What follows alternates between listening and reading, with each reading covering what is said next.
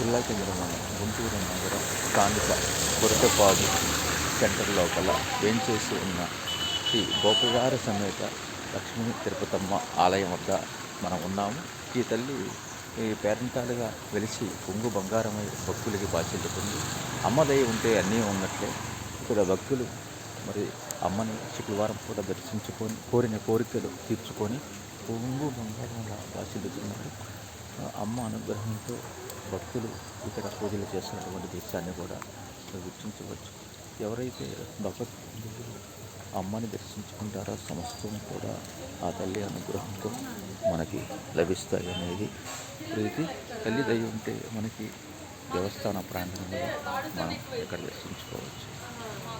అమ్మ అనుగ్రహంతో సమస్తం మనకి నెరవేరుతాయి. అమ్మయే శరణం తిరుపతమ్మ స్వామి.